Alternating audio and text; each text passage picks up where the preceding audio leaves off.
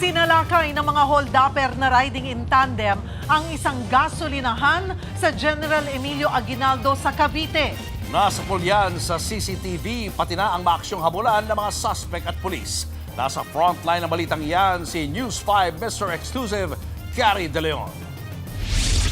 Sa gasolinahang ito kagabi, sa Barangay Poblasyon 1 sa General Emilio Aguinaldo, Cavite, abala ang dalawang attendant. Maya-maya, may dumating na riding in tandem.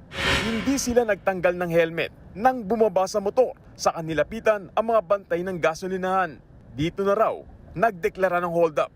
Ang isa sa mga biktima, tinutukan ng baril, habang ang isa pa ay tinutukan naman ng kutsilyo. Pwersang kinuha ng mga sospek ang mga bag na nakasukbit sa dalawang attendant. Laman niya ng halos 100,000 piso na buong araw nakita ng gasolinahan. Pagkatapos, sumakay ulit ng motor ang mga hold-upper, saka dali-daling umalis.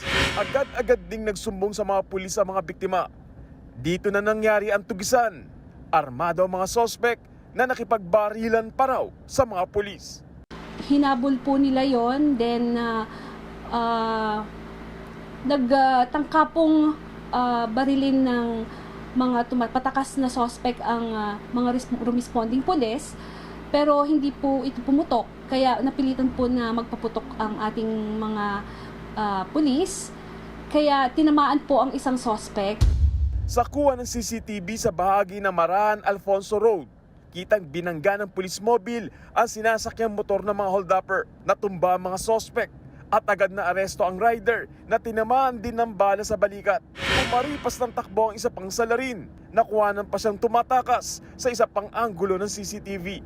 Pero nagpatuloy ang manhunt operation ng mga pulis at natunto ng sospek.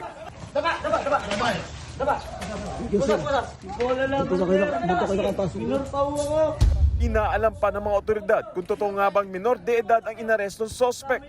Dinala naman sa ospital ang driver ng motorsiklo na si alias Emil. Maharap sila sa reklamo robbery hold-up at illegal possession of firearms. Nabawi sa mga sospek ang 100,000 pesos na kita ng in-hold up nilang gasolinahan. Pati na rin ang isang improvised shotgun, kutsilyo at ang motorsiklong ginamit sa krimen.